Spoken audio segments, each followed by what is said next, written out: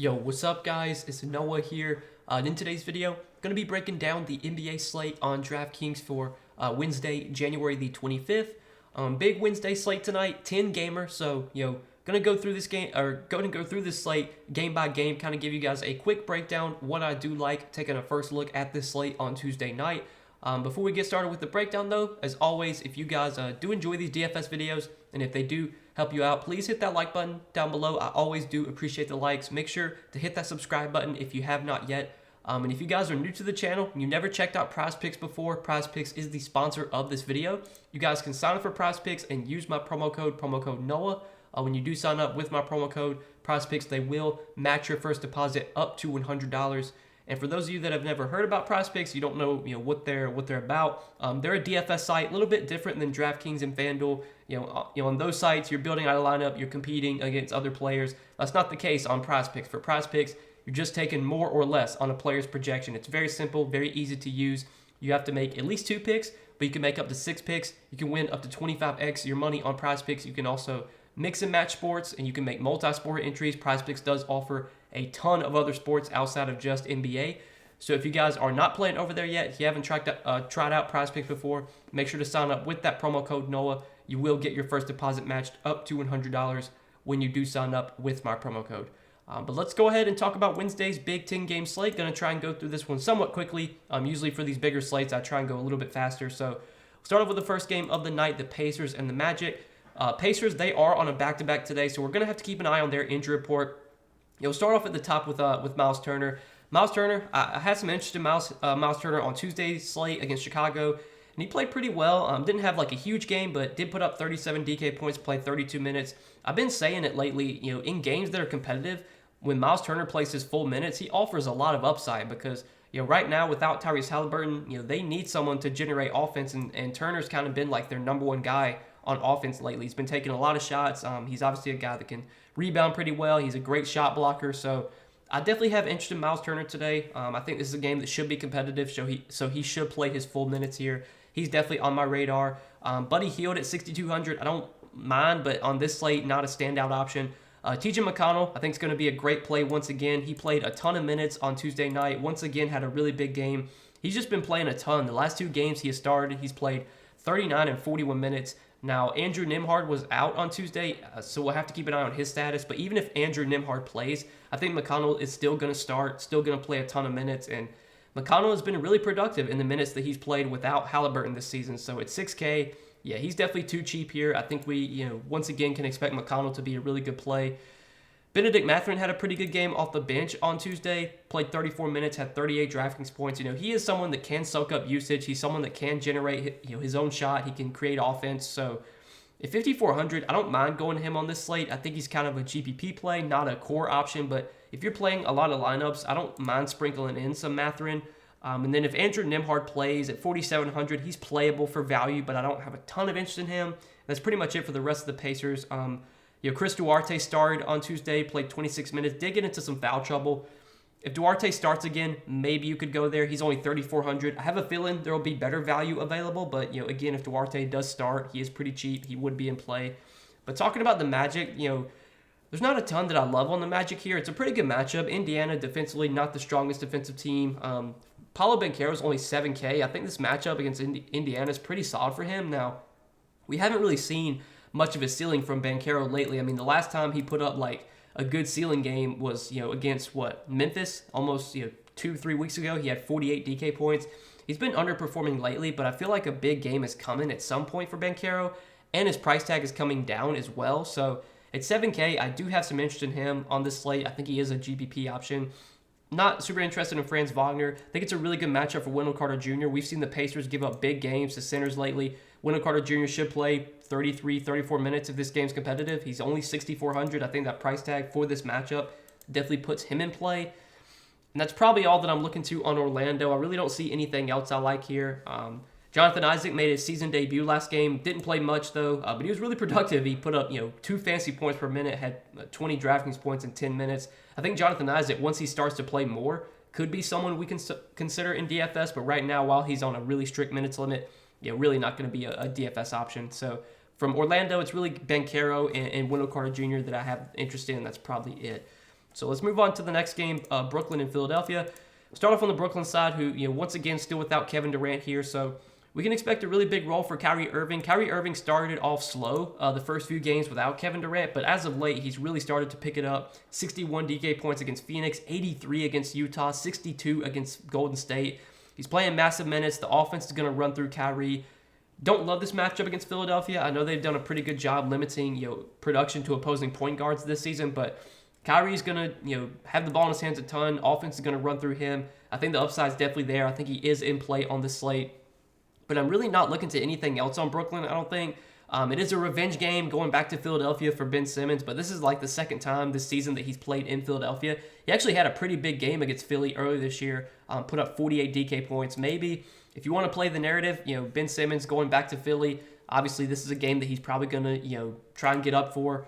You can maybe do that, but that's just like just a dart throw. I'm not super interested in Simmons overall at his price tag. Really, Kyrie is the guy I like from Brooklyn, and that's, kind of it. And then on the other side with Philadelphia, so we did get word that Joel Embiid is uncertain to play today. That was the report that we got from Underdog. He's listed as questionable, so this is going to be something to monitor. If Joel Embiid does not play, we can expect a much bigger role for James Harden, bigger role for Tyrese Maxey, Tobias Harris. Those guys would all look pretty appealing. James Harden is 9,900, Maxey is 6,500, Harris is 6,200. I'd be interested in all three of those guys if Embiid is out. I think my favorite, when you factor in price tag, would probably be Maxey, but I think all three look solid. Harden's going to have a really big role if Embiid were to be out. We know Harden can stuff the stat sheet, has triple-double upside. I have some interest in him if Embiid's out. Maxey and Harris, I think, are both definitely too cheap if Embiid does sit. And then value-wise, assuming Montrezl Harrell starts at center, if Embiid winds up getting ruled out, I think Harrell would be someone we could consider for value. Last game, Embiid was out. Harrell did start, played 33 minutes, had 30 Draftkings points. Matchup against Brooklyn, I think, is fine. So I do have some interest in Harrell if he winds up starting. If Embiid plays, though, then I don't like much on Philadelphia besides maybe Embiid you could go to. I think against Brooklyn here, this definitely is a fine spot for Embiid. He's going to play big minutes if it's a competitive game. The price tag I don't love, but I think Embiid would be playable if he's in. But for now, I'm really interested in these Philly guys if he's out. We'll have to we'll have to wait and see here. This is luckily one of the early games on the slate, so hopefully we'll have some news on that before lock. But that does it for Philadelphia, so let's go ahead and move on to the next game, talk about Atlanta and OKC. So for OKC today, I don't really like much on OKC here. I think the one guy that looks kind of appealing is SGA. Matchup against Atlanta, I think is fine. This should be a relatively high-scoring, competitive game. I think this game does have a pretty high total, so this is a fine spot for SGA, but I don't think on this slate I'm going to be going out of my way to pay up for SGA. He's not a priority option. He's just kind of like a GPP guy. Josh Giddey had a stretch of games where he was playing really, really well. Last two games, he's kind of come back down to earth. Giddey is someone that can stuff the stat sheet, can do everything when he's on the floor, has triple-double upside, but at 7,800, feels priced about right. That's pretty much the same could be said for the rest of this OKC team. And then on the other side with Atlanta, so Trae Young coming in at 9,400 and DeJounte Murray's coming in at 8,200. I assume Trae Young will be guarded by Lou Dort here. I think Lou Dort's gonna be harassing Trae Young, so don't love the spot for Trae Young. Trae also has not been playing that well lately. Like, we really haven't seen a big ceiling from Trae lately. Last time he put up like a big game was against Golden State, and that was like 3 weeks ago.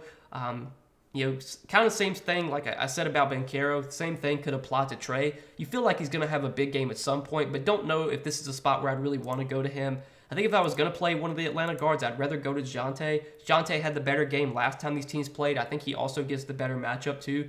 At 8,200, playable, but I don't really love these Atlanta guards. Clint Capella, I like a ton here. We'll have to wait and see for Onyeka Okongwu's status. So Okongwu was out last game, and Capella, we saw get more minutes. He played 36 minutes last game and had 41 DK points. Now, if Okongwu plays today, I don't think we're going to see that many minutes for Capella again, but, clearly, Capella is fully healthy. He was able to play 36 minutes last game. Now he gets one of the best matchups possible against OKC. I would feel a little bit better about him if Okongwu's out again, but even if Okongwu plays, and if we can get like 26, 28 minutes from Capella in this matchup, I mean, he could absolutely crush here. OKC, they can't rebound. They give up a lot of fancy points to centers. Capella had a really good game against OKC earlier this year, 37 DK points in 30 minutes. 5,700 is way too cheap for Capella in this matchup, so I like Capella a ton. He's definitely my favorite play on Atlanta. John Collins, I don't mind either. I think he would get a little bit of a boost if Okongwu is out too. And then I do want to mention that last game, DeAndre Hunter was a late scratch. DeAndre Hunter listed as questionable for today.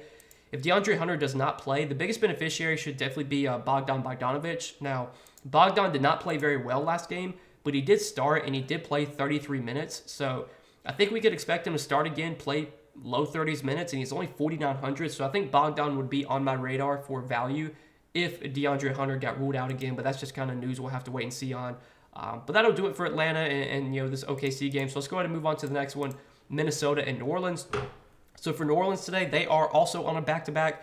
Going to have to monitor their injury report. Don't know yet, who's going to be available here. I know Brandon Ingram was doubtful for Tuesday's game, so we'll have to wait and see if he plays here. Probably not, but that'll be something to monitor. I don't like a ton on the Pelicans today.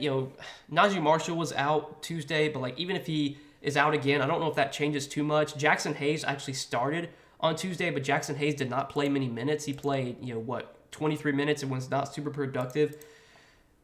I don't see much I like here. CJ's 8,500.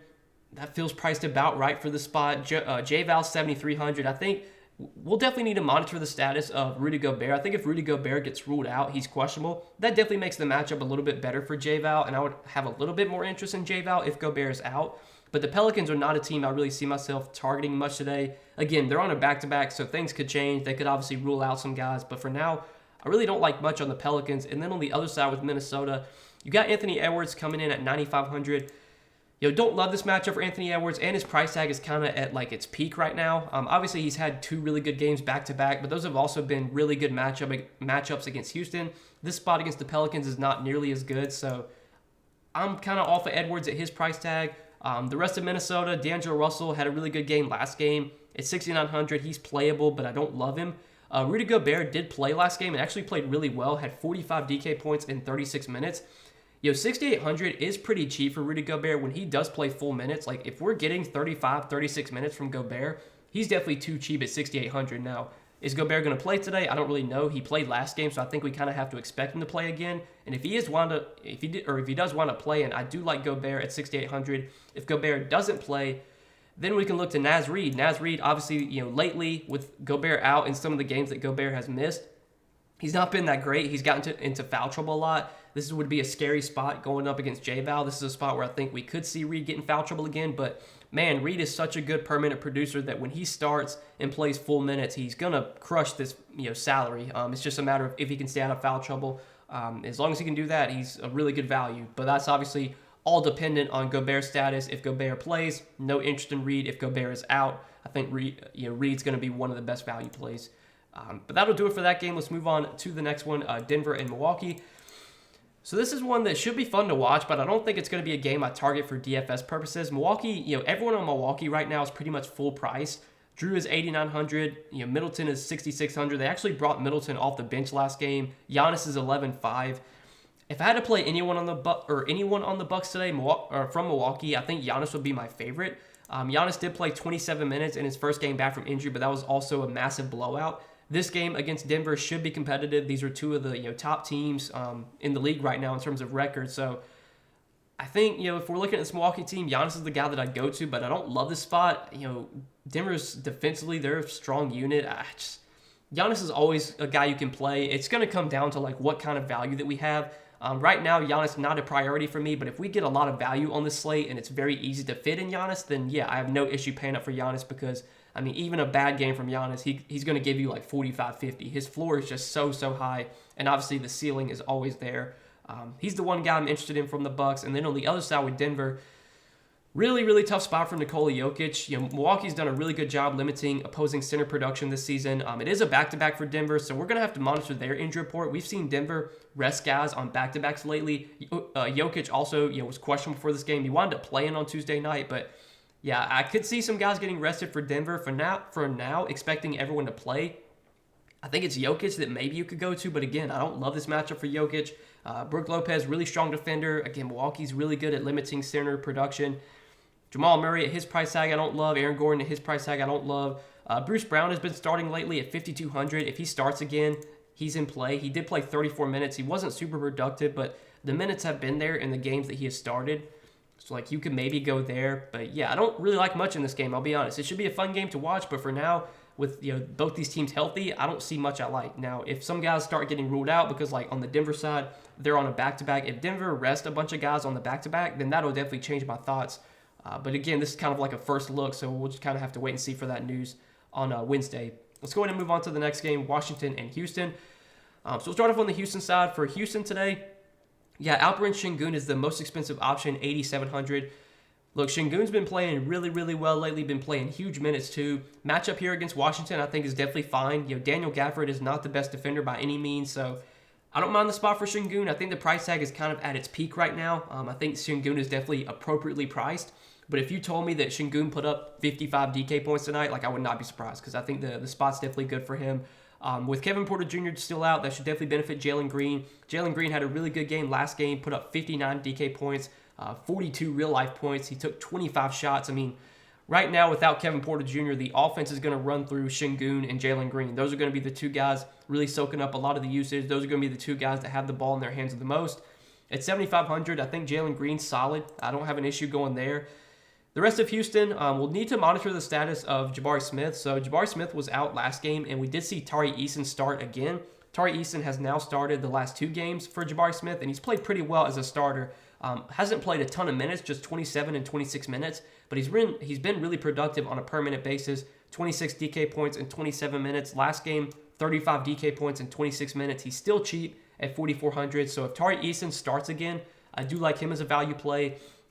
KJ Martin and Eric Gordon, where they're priced at, I think they're priced about right for a 10-game slate, but they're going to continue to start, play 30, 32 minutes. They're playable options, but again, on a 10-game slate, I wouldn't consider either one like top value plays. That'll do it for Houston. Now, on the other side with Washington, so Washington's another team on a back-to-back today. We'll have to monitor their injury report. Porzingis did not play Tuesday, and I think he's going to be out for like a week or two, I think. So no Porzingis here. Once again, we can expect a really big role for Kyle Kuzma and Bradley Beal. Now, I do want to mention that Bradley Beal is coming back from an injury. He's played like 3 games since he's come back from his injury. Keep an eye on his status. Wouldn't be surprised if you see Bradley Beal get rested here on a back-to-back. But for now, assuming Beal plays, assuming Kuzma plays too, I mean, both these guys look good. Like, they're going to get all the usage without Porzingis. Kuzma didn't have the greatest game Tuesday night, but that was not the best spot against Dallas. This is a much better matchup against Houston. I definitely like Kuzma at 8,800. I think Bradley Beal at 7,200 looks pretty appealing too. Really, really good matchup for him. We've seen Houston get killed by guards this season, so Kuzma and Beal, I'm both interested in those guys. I'm interested in both those guys, I should say. And then value-wise, Daniel Gafford did start at center on Tuesday night. He should start at center once again. Now, he did foul out in like 18 minutes, but he was still productive in the 18 minutes that he played.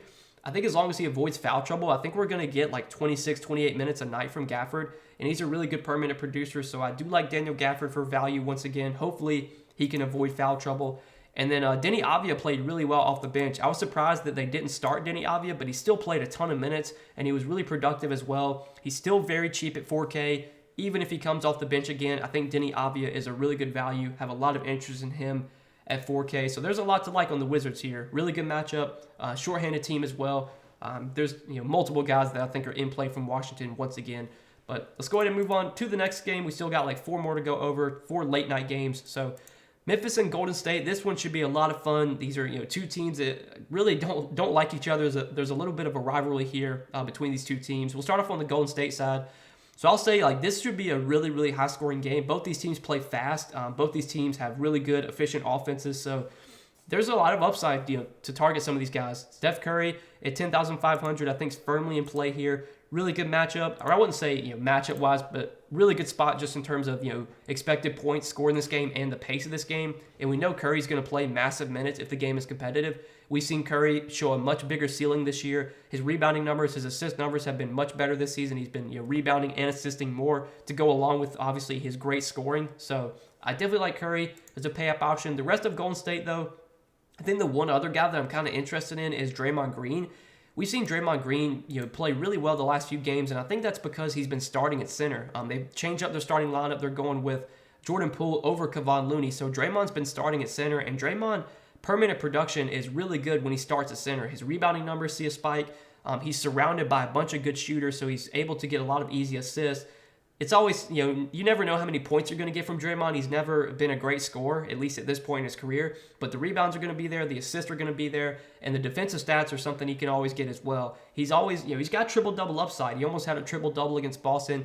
I definitely like Draymond at 6,300. I don't really get excited to play Draymond, but I think him starting at center is a nice boost for his fantasy value, his fantasy upside. Him and Steph are my two favorite plays from Golden State. And then on the other side with Memphis, so made Ja Morant the thumbnail for today. Really like this spot for Ja against Golden State. I know Ja lately has not had like a bunch of great games, but this is a really good, good spot against Golden State. Fast-paced game. This is the type of spot that Ja usually thrives in, and I expect Ja to get up for this game. I really don't buy into narratives, but this is a game. Obviously, the Grizzlies want to win. They had a tough loss against the Lakers. I think they're on like a 2 or 3 game losing streak. I mean, this is definitely a spot you would expect Memphis to try and get up for. Neither one of these teams like each other, and we saw Ja put up a big game against Golden State last time they played. 56 DK points. He played 40 minutes. I'm not sure if that game went to overtime or not, but we can expect big minutes from Ja here if the game's competitive. 9,700 is not that expensive for Ja, so I do like Ja a lot as a pay-up option. Desmond Bane is 7,300. Don't mind just because it is such a high-scoring, fast-paced game that should set up well for Bane. I think Jaren Jackson Jr. gets a boost with Steven Adams out right now. No, Steven Adams definitely helps Jaren Jackson Jr. He should get more minutes at center. His rebounding numbers should see a spike without Adams. The only thing you have to worry about with Jaren Jackson Jr. is foul trouble. He fouls a ton, but as long as he can avoid foul trouble, there's definitely upside for Triple J today. And then value-wise for Memphis, so last game without Steven Adams, we did see them start Xavier Tillman at center. Now Xavier Tillman is 3,200, really, really cheap. He played 30 minutes last game that he started. Was that the plan going into the game to play him 30 minutes? I don't know. I know that game did turn into a blowout and Brandon Clark got in foul trouble. But if we're getting anywhere near 30 minutes from Xavier Tillman at 3,200, he's going to be a really good value play today. I think he's definitely in play. I think Brandon Clark is solid as well. Brandon Clark was a guy that a lot of people got excited to play last game. I had a lot of interest in Clark once we got the news that Adams was out. Was surprised to see him come off the bench. He didn't play that well. He also got into some foul trouble. I would expect Clark to bounce back here, though, and I think his minutes are going to be much higher with Steven Adams out. So I do like Brandon Clark quite a bit as a value play. I think he's definitely going to be in consideration for me. Power forward and center eligible, which does make him much easier to roster on DK. But that'll do it for that game. Let's move on to the next one, Toronto and Sacramento. So for Sacramento today, I really don't like much here. Domantas Sabonis at 10,400, I think is appropriately priced. Matchup against Toronto, don't love. De'Aaron Fox at 8,400, I think is appropriately priced. I don't love the matchup for him either. The rest of Sacramento, I mean, like Harrison Barnes, Kevin Huerter, Keegan Murray, I never get excited to roster these guys, and on a 10-game slate, they're all appropriately priced. So there's nothing that I love from Sacramento. Now, on the other side with Toronto, look, we know with Toronto, they're going to play their starters huge minutes. Siakam, VanVleet, Barnes, Trent, OG, if he plays, they're all going to play a ton of minutes. They all feel priced about right. Siakam's 9,600, VanVleet's 8,100, Scotty Barnes 7,600, Trent 6,700. You could sprinkle in these guys if you're playing a lot of lineups, but for me as a one lineup guy, I don't see myself going to anyone on Toronto in my one lineup. Do want to mention though that last game OG was out and they did start Press Achiuwa. Press Achiuwa did play 36 minutes and was really productive, had 31 DK points. If OG is out again, I think Achiuwa would definitely be my favorite play on Toronto. He's a pretty good permanent producer, and they seem to want to play him right now. He's cheap, so I do like Achiuwa for value. That's assuming that OG's out. OG questionable. We'll have to keep an eye on that. But that'll be something to monitor. I just read that indicated he's 94% as of Tuesday. The MRI has returned cleared, so I guess he'll play today. But yeah, if OG is out again, I do like Achiuwa for value. But that'll do it for that game. Really not much I like in the Toronto-Sacramento game. So let's move on to the next one, Utah and Portland. So for Portland, Damian Lillard just continues to crush every single night. And once again, I think he's in a decent spot here against Utah. Obviously, if this game stays competitive, we can expect massive minutes for Dame. He lost minutes last game because of blowout, but still put up 61 DK points in 31 minutes. That matchup against San Antonio was one of the best spots possible. This matchup against Utah, I think, is fine as well for Dame. So I don't have an issue with Dame on this slate. I think I'd rather go to like Steph and Ja. I just think they're in like a better game environment, but Dame is firmly in play. Absolutely love the spot for Jusuf Nurkic. Nurkic has been a complete roller coaster as of late, but put up a huge game last game against San Antonio. Now gets a matchup against Utah, a team that we love to target with bigs. Utah's given up a ton of fancy points to centers this season. I think it's a really good spot for Nurkic. So I do like Nurkic quite a bit today. Probably going to pass on the rest of Portland, though. Simons, Grant, Josh Hart on a 10-game slate. Don't really see myself going to any of these guys. And then on the Utah side, I mean, I think Utah, for the most part, for me, is probably a full fade today. Markkanen's 9,100. That feels priced about right. Jordan Clarkson's 6,600. I think he's fine, but I don't love him.